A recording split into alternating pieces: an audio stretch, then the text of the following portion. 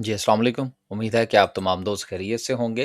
Market की सूरत-ए-हाल में कोई ख़ास बड़ी तब्दीली जो है वो देखने में नहीं आई और उसके साथ अगर हम अहम चीज़ ये देखें कि आखिर इसकी क्या वजह है, तो वो इंटरनेशनली जो ऑयल प्राइसेज़ हैं, उनमें फ्लक्चुएशन ज़रूर है, लेकिन कोई बहुत बड़ा गैप जो है अपसाइड की जानिब या डाउनसाइड की जानिब जो है, वो अभी तक जो है वो देखने में नहीं आया। क्योंकि जिस वक़्त हम वीडियो रिकॉर्ड कर रहे होते हैं, उस वक़्त की जो सूरत-ए-हाल है, वो आपके साथ शेयर कर दी जाती है। तो अभी तक जो 100 की ब्रैकेट है, $100 की, उसके अंदर ही जो ऑयल है, वो ट्रेड कर रहा है। तो अभी कुछ देर पहले भी मैंने उसको मॉनिटर करने की कोशिश की है और देखा है, तो उसमें कोई बहुत बड़ी तब्दीली जो है, वो बहरहाल अभी तक तो देखने में नहीं आई। हाँ, अलबत्ता बाद में कोई सूरत-ए-हाल बन जाए, तो यकीनन वो अभी फ़िलहाल तो हम उसके हवाले से कोई बात नहीं कह सकते। जंग के पॉइंट ऑफ व्यू से सूरत-ए-हाल जो है वो जू की तू है, उसमें भी कोई बहुत बड़ी तब्दीली नहीं आई। सारे मामलात उसी तरह से चल रहे हैं। लेकिन एक अहम बात जो कि समझने वाली है वो ये है कि अमेरिका ने रूस पर से 1 माह के लिए रफ़ली जो पाबंदियाँ हैं, एक तो पहले तो ये था ना कि जी वो सिर्फ़ इंडिया से कहा गया है कि वो तेल खरीद ले। लेकिन अब पूरी दुनिया के लिए 1 महीने के लिए जो पाबंदियाँ हैं, वो रूस पर से उठाई जा रही हैं।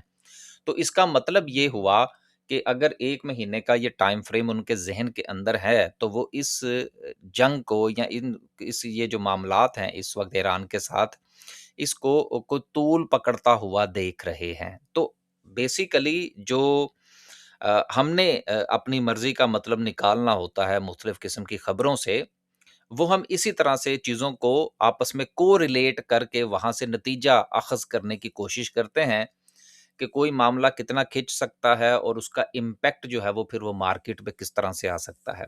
तो इसका मतलब ये हुआ कि अगर वो रशिया को जो है वो अगर पाबंदियाँ उठा रहे हैं, सिर्फ़ और सिर्फ़ ऑयल पर से प्रेशर कम करने के लिए, तो इसका मतलब ये हुआ कि अभी ये मामला जो है, वो 1 माह मज़ीद चलने वाला है। तो लेट्स सी ट्रंप का कोई पता नहीं जी। वो कहता कुछ है, करता कुछ है। अभी वो उसने ये कहा है तो तीसरे दिन हो सकता है मंडे वाले दिन वो कुछ और कह दे। तो इसलिए ये जो चीज़ें हम डिस्कस कर रहे होते हैं, ये चूँकि लम्हा-ब-लम्हा बदल रही होती हैं, तो स्टॉक मार्केट के हवाले से भी इसका लम्हा-ब-लम्हा जो इम्पैक्ट है वो मार्केट के ऊपर आ रहा होता है। तो यकीनन अब तो आप तमाम दोस्त जो हैं वो इस चीज़ के आदी हो चुके होंगे कि ये चीज़ें इसी तरह से जो है, वो जैसे ही कोई बहुत बड़ी न्यूज़ आएगी, यकीनन मार्केट उसका इम्पैक्ट पॉज़िटिव या नेगेटिव लेगी। लेकिन अभी तक जो है, वो रशिया पर से जो पाबंदी उठाई है, इसका मतलब ये है कि अभी ये जंग 1 महीना और चलेगी। चलते हैं जी आगे, 555 पॉइंट्स आज मार्केट ने लूज़ किए। आज मार्केट में काम नहीं था, काम इस हवाले से कह रहा हूँ कि वॉल्यूम नहीं था मार्केट में। तो वॉल्यूम ना होने की वजह से कुछ बहुत ज़्यादा उतार-चढ़ाव को गहमा-गहमी चाहे वो डाउन साइड की ही क्यों ना हो, वो मार्केट में देखने को हमें को ख़ास नहीं मिली। 555 पॉइंट्स की कमी के साथ अगर हम सर्किट ब्रेकर की बात करें, तो आज भी 9 कंपनीज़ जो हैं वो अपर कैप पर हैं, लेकिन यकीनन कोई काबिल-ज़िक्र कंपनी हमें नज़र नहीं आ रही। इसी तरह अगर हम लोअर कैप की बात करें, तो लोअर कैप में भी हमें कोई ख़ास काबिल-ज़िक्र कोई कंपनी नज़र नहीं आ रही। बिल्कुल जो है वो जमूद का शिकार रही आज मार्केट। ओवरऑल मार्केट की सिचुएशन देखें तो इन्वेस्टमेंट बैंक में आज जो है वो डिक्लाइन देखा गया, 324 पॉइंट्स निकाले। इसके साथ रिफाइनरीज़ और कमर्शियल बैंक्स आज थोड़ा-सा पॉज़िटिव रहे। लास्ट पे इंशाल्लाह डिस्कस करेंगे आज की कैंडल को और अगर थोड़ा-सा वक़्त मिला तो एमएलसीएफ का जो चार्ट है वो भी इंशाल्लाह आपके साथ शेयर करने की कोशिश करेंगे। कुछ खबरें हैं उनको शामिल कर लेते हैं। पहली खबर जो है वो बिग बर्ड फूड के हवाले से है कि उन्होंने जो डायरेक्टर्स का लोन था कंपनी के ऊपर तकरीबन को 1.5 अरब रुपए का, उसको जो है वो कन्वर्ट कर दिया है शेयर्स के अंदर। इसका काफ़ी फ़ायदा होता है। जिस तरह से कि पिछले दिनों हमने अमरेली स्टील का भी ये खबर पड़ी थी, क्योंकि लोन का जो इम्पैक्ट होता है ना, वो कंटिन्यूसिव इम्पैक्ट होता है और जिस वक़्त उसको शेयर्स दे दिए जाते हैं, तो इसका फिर मतलब ये होता है कि अगर कंपनी प्रॉफ़िट में जाएगी, तो उसके हिस्से का प्रॉफ़िट उसको मिल जाएगा और अगर लॉस पे जाएगी, तो उसके हिस्से का लॉस उसको जो है वो डिलीवर हो जाएगा। तो इटसेल्फ कंपनी के ऊपर जो लायबिलिटीज़ हैं, उसमें कमी वाक़या होती है। तो बहरहाल ये एक पॉज़िटिव न्यूज़ है। दूसरी खबर ये है कि एक नया आईपीओ आने का जो है वो इन इशारा मिल रहा है कि जिसमें वहदत वाले हैं, ये भी अंडे और मुर्गियों का काम करते हैं, ये भी एक नया आईपीओ लेकर आ रहे हैं, फ्लोर प्राइस इसकी ₹12 होगी। लेकिन इसकी तवक्को ये की जा रही है कि ये प्राइस जो है ये तकरीबन कोई ₹18 तक जा सकती है बुक बिल्डिंग में जिस वक़्त उसमें बिडिंग वगैरह का प्रोसेस जो होगा। तो जो दोस्त अहबाब आईपीओ के अंदर इंटरेस्ट रखते हैं, उनके लिए बहरहाल ये एक अच्छी न्यूज़ है। अगर क्योंकि मैं ज़ाती तौर पर आपको लम्हा-बलम्हा अक्सर औक़ात जब भी कोई खबरें आती हैं, मैं बताता रहता हूँ कि मैं ज़ाती तौर पर आईपीओ के हक़ में नहीं होता। मेरी ख़्वाहिश ये होती है कि कंपनी जो है वो मार्केट में आए, मार्केट में आके मार खाए, देन मार्केट उसकी प्राइस डिसाइड करे, तो फिर देखेंगे कि हमने उसमें कोई एंट्री लेनी है या के नहीं लेनी। आगे चलते हैं जी, अगली खबर एजीएल के हवाले से है। कुछ दिन पहले इनकी प्रोडक्शन बंद हुई थी गैस में कमी की वजह से, लेकिन अब इसका प्लांट जो है वो दोबारा से जो है वो इसने अपनी ऑपरेशनल जो है वो हो गया है। भई होना तो था, ये तो आपको पता होगा ना कि इसकी इसकी गैस कैसे बंद हो सकती है। क्योंकि इसके अंदर स्टेक जो है वो एफएफसी का भी है और एफएफसी आपको पता है कितने के मालिकों की कंपनी है तो फिर उनके जो है वो दाना-पानी तो बंद ही ना हो सकता। खैर जी, जिनके पास है जी उनके लिए ये पॉज़िटिव न्यूज़ है। अगली खबर जो है वो एयरलिंक के हवाले से है। एयरलिंक की ज़ैली कंपनी है वो भी अपना आईपीओ जो है वो लाने में इंटरेस्टेड हैं। इसके हवाले से जैसे ही कोई प्राइसेज़ वग़ैरह हमारे सामने आएगी जिस तरह से कि अभी हमने वहदत के हवाले से पढ़ा, तो इंशाल्लाह वो भी आपके साथ जो है वो शेयर करेंगे। गल्फ वार के हवाले से जो इन्फ्लेशन का जो इम्पैक्ट पाकिस्तान के ऊपर आ सकता है, वैसे अब तो ख़ैर ये रिपोर्ट आ गई है तो उस वो हम आपके साथ शेयर कर देते हैं। लेकिन जब ये मामलात शुरू हुए थे, तो चंद दिन पहले हमने वीडियो के अंदर बाकायदा इन्फ्लेशन का चार्ट और उसको हमने कोरिलेट करके स्टॉक मार्केट के साथ आपको बताया था और ये उस वक़्त की बात है। ये जो चार्ट जो हमने जो डिस्कस किया था, जिस तरह से इन्फ्लेशन में इज़ाफ़ा हो रहा था और 7% तक की इन्फ्लेशन जो है वो बढ़ चुकी थी, तो उसको हमने कोरिलेट करके आपके साथ डिस्कस किया था कि मार्केट के ऊपर इसका नेगेटिव इम्पैक्ट किस तरह से होगा। तो वो वीडियो अगर आपने देखनी है तो 2 दिन 3 दिन पुरानी वीडियो है, वो आप दोबारा से देख सकते हैं। लेकिन अब जो रिपोर्ट आई है, ऑफ़िशियल रिपोर्ट है, इंस्टीट्यूट ने इसके ऊपर रिसर्च करके बताया है कि ये कुछ 17% का जो इम्पैक्ट है, ये पाकिस्तान की इकोनॉमी के ऊपर पड़ सकता है, यानी कि जो इन्फ्लेशन है हमारी, वो 17% तक जा सकती है। अब 7 से जब ये 17 का सफ़र तय करेगी तो फिर ये कन्फर्म नहीं है। ये बिल्कुल उसी तरह से ही है जिस तरह से कि हम मुख्तलिफ चीज़ों को कोरिलेट करके एनालिसिस करके आपकी खिदमत में पेश करते हैं, तो ये इसी तरह की रिपोर्ट्स हैं। लेकिन रिपोर्ट्स जो बनाई जाती हैं वो हमेशा हक़ाइक़ पर जो है वो मबनी होती हैं।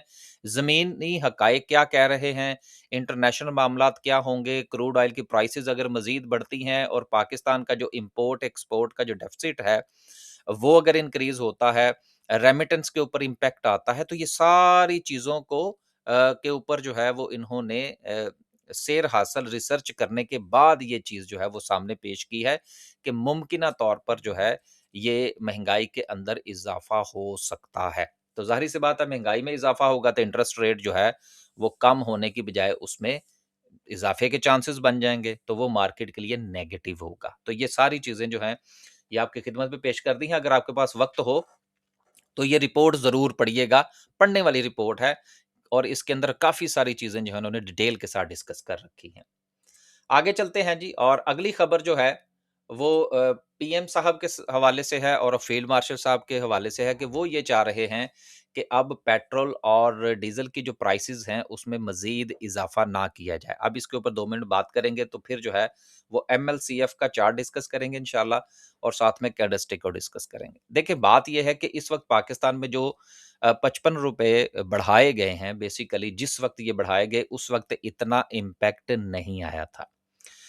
लेकिन वजह ये है कि एक मर्तबा जो बढ़ाया गया और उसका इम्पैक्ट जो इकॉनमी पर आएगा, इन्फ्लेशन पर आएगा, लोगों की रोज़मर्रा ज़िंदगी को मुतासिर करेगा। लेकिन उसके बाद हुकूमत के पास बन गई स्पेस, क्योंकि ये रोज़ को हर हफ़्ते या रोज़ाना की बुनियाद पर जो 20-20, 25-25, 10-10 रुपए या 5-5 रुपए इन्होंने इंक्रीज़ करने थे और उसका जो इम्पैक्ट आना था, वो उन्होंने एक ही मर्तबा जो है वो इकॉनमी के ऊपर दे मारा। अब उसका फ़ायदा भी है और नुकसान भी है। नुकसान ये है कि अब इससे जो अफ़रा-तफ़री मुल्क के अंदर पैदा हुई है, उससे इकोनॉमी को बड़ा नुकसान होगा।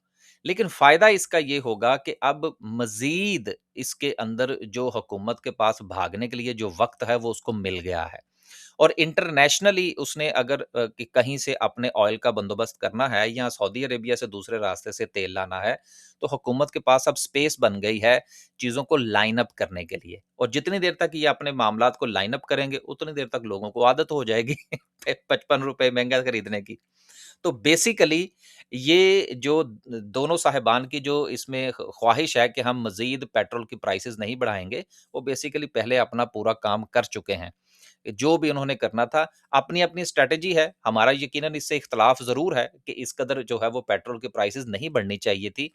लेकिन उनकी स्ट्रैटेजी जो है वो यही है कि अब दरमियान में से जो स्पेस निकलेगी उससे ना सिर्फ़ कि ये आगे मज़ीद पेट्रोल की प्राइसेज़ जो है वो नहीं बढ़ाएँगे, तो एक तो ये जो है वो कहने के काबिल हो जाएँगे कि देखें जी हमने दोबारा नहीं बढ़ाई और इनको लाइन अप करने के लिए जो है वो दुनिया में भी वक़्त मिल जाएगा।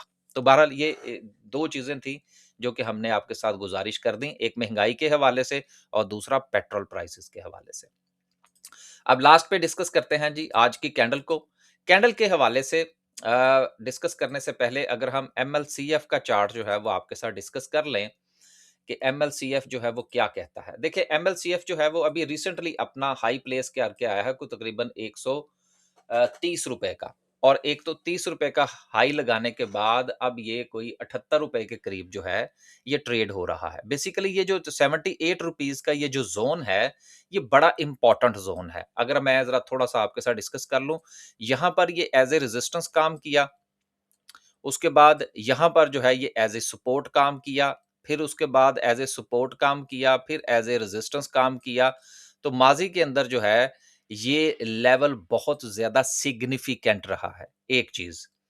दूसरी चीज़ ये है कि अभी हम इसको रिसेंटली इसका जायज़ा लें, तो रिसेंटली भी ये जो लेवल है, ये एज़ ए सपोर्ट और एज़ ए रेजिस्टेंस जो है वो टेस्ट होने के बाद एक अच्छी मूव भी दे चुका है। अब दोबारा से अगर हम देखें तो ये इसी लेवल के ऊपर रुकने की कोशिश कर रहा है। तो अगर कोई बहुत बड़ी कोई नेगेटिव न्यूज़ नहीं आती, तो मुमकिना तौर पर एमएलसीएफ जो है वो यहाँ पर सपोर्ट ले सकता है। अगर ये यहाँ पर सपोर्ट लेता है तो यकीनन इसके अंदर जो है वो एंट्री बनाई जा सकती है और पहला टारगेट जो है वो मुमकिना तौर पर कोई अराउंड 89 से 90 रुपीस तक का जो ज़ोन है, ये इसका पहला लेवल होगा, एक चीज़। दूसरी बात ये है कि अभी तक इसका सेंटिमेंट और ट्रेंड दोनों नेगेटिव हैं। ये चीज़ें ज़रा समझ लीजिएगा। यहाँ पर इसका ट्रेंड भी नेगेटिव है और सेंटिमेंट भी नेगेटिव है। लेकिन अगर ये अपनी 90 रुपीस की रेजिस्टेंस को ब्रेक कर जाता है, तो फिर ट्रेंड इसका स्टिल नेगेटिव रहेगा, लेकिन सेंटिमेंट इसका पॉजिटिव हो जाएगा। सेंटिमेंट की पॉजिटिविटी का फायदा ये होता है कि उसमें फिर वॉल्यूम्स अच्छे आने शुरू हो जाते हैं और फिर उस शेयर के चांसेस होते हैं कि सेंटिमेंट के बाद उसका जो ट्रेंड है वो पॉजिटिव हो जाए। अब देखें मैं यहाँ पर 1 मिनट अगर आपका लूँ, जब कोई शेयर ऊपर से नीचे गिर रहा हो, तो पहले उसका सेंटिमेंट नेगेटिव होता है, ये ज़रा सुन लीजिएगा। फिर उसका ट्रेंड नेगेटिव होता है। इसी तरह से अगर कोई शेयर नीचे से ऊपर जा रहा हो, तो पहले उसका सेंटिमेंट पॉजिटिव होता है, फिर उसका ट्रेंड पॉजिटिव होता है। ये चीज़ें ऐसी हैं, जो कि हम काफ़ी मर्तबा जो है वो आपके साथ डिस्कस कर चुके हैं। मैंने एमएलसीएफ के हवाले से आपको खिदमत में पेश कर दिया।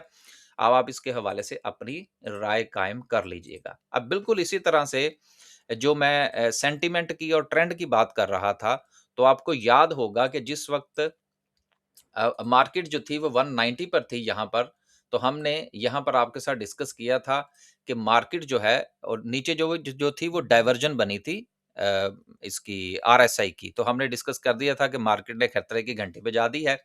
फिर उसके बाद जिस वक़्त मार्केट ने अपनी जो ये वाली ये जो ट्रेंड लाइन थी, ये मार्केट ने ब्रेक की थी, तो हमने गुज़ारिश की थी कि मार्केट का जो है वो सेंटिमेंट नेगेटिव हो गया, एक बात। फिर जिस वक़्त उसने 171 का जो ज़ोन था ये ब्रेक किया, तो फिर हमने आपसे ये गुज़ारिश कर दी थी कि अब मार्केट का ट्रेंड नेगेटिव हो गया है। राइट? तो जब तक सेंटिमेंट और ट्रेंड ये दोनों चीज़ें जो हैं, ये एक दूसरे के पीछे नहीं चलती और वॉल्यूम उसको सपोर्ट नहीं करता, तब तक तब्दीली जो है वो रूनुमा नहीं होती। So right at the moment index में भी यही सिचुएशन है कि मार्केट अगर अपनी इस रेजिस्टेंस जो कि कोई 158,000 का जोन बनता है, अगर इसको कंटिन्यूअसली लेकर चलती है तो फिर मार्केट का सेंटीमेंट पॉजिटिव होगा।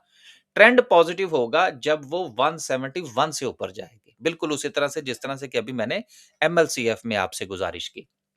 सो राइट एट द मोमेंट मेरी जो नज़र है वो की लेवल के ऊपर है और की लेवल जो है वो 157,000 से लेकर 158,000 का ज़ोन है। जब तक मार्केट इसके ऊपर ट्रेड नहीं करती, उस वक़्त तक या नीचे कोई बाकायदा तौर पर सपोर्ट नहीं बनती, तब तक मार्केट के अंदर जो गैर यकीनी की सूरत-ए-हाल है वो बहुत ज़्यादा रहेगी।